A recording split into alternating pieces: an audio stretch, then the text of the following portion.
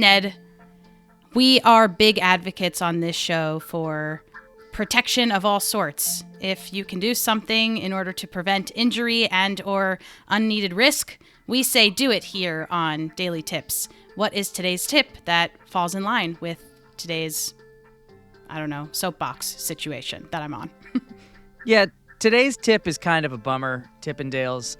This one goes out to a friend who recently retired and moved into a dream home that he'd been building for many years. And then promptly, 2 months later, was riding his bike and got in an accident and wasn't wearing a helmet and was taken off life support this morning. And all signs point to, yes, the accident may or may not have been his fault, but a helmet would have saved his life. Wear a bike helmet. There's no reason not to. It doesn't exist. I don't really ride a bike in New York. I haven't ridden a bike in a long time, but wear a bike helmet, please. If you don't have one and you ride a bike, go buy one today. Honestly, I'll send you one and we'll brand it. Yeah, I'm giving away one free bike helmet. If you're listening to this and you get in contact with us and you say, I want a bike helmet, if you're the first person to do that, I'll send you one. I will. Cool. I love that. Yeah, maybe we'll do more stuff like that until it bankrupts us. I won't name the buddy, but he should have been wearing one, and it's a real bummer. And that is the downer tip to kick off your week of daily tips that may or may not help you. Tippendales, we hope you're safe, we hope you're well, and we hope, for the love of God, that you're wearing a helmet when you ride a bike. And when you're walking around, maybe. No. You don't need one on your everyday, I don't think. Only when partaking in activities that are likely to lead to a higher head injury chance. Yeah. Okay, that's it. Bye. See you tomorrow. Ariel, I was having some technical issues as we got onto this recording session, and this tip helped me. So what's the tip? Today's tip is that you should consider restarting your computer, maybe today, but in general, regularly restart your computer.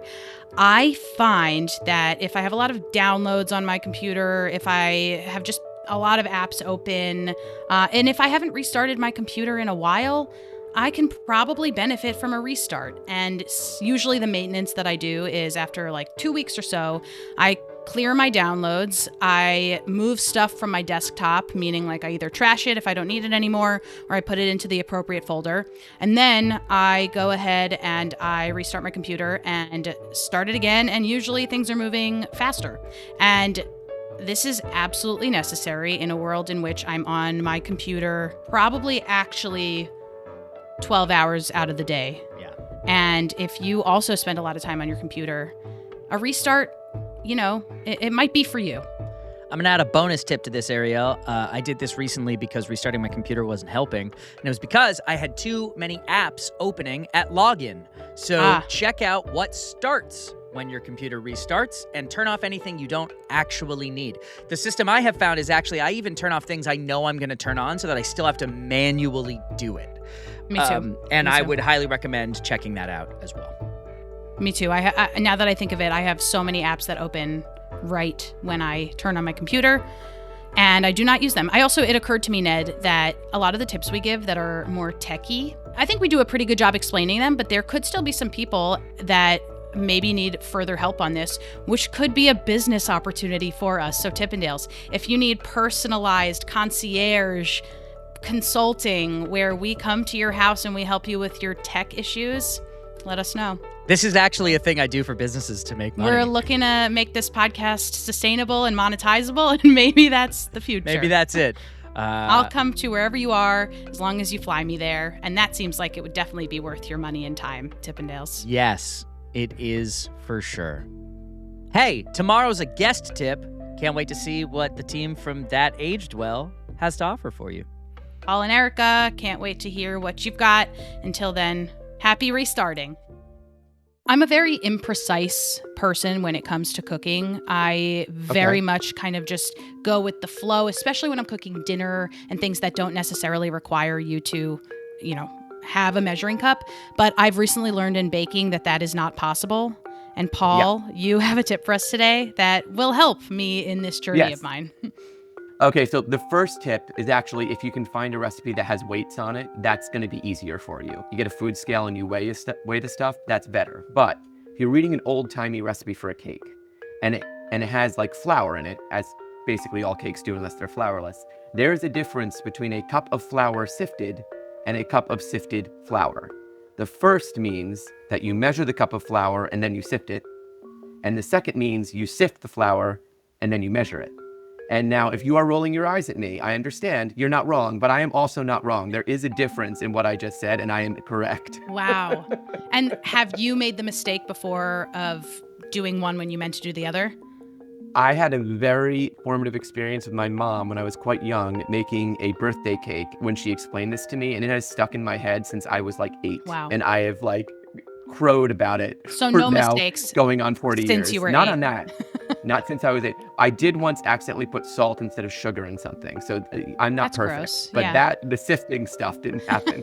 And Erika, have you been the recipient of baked goods by Paul?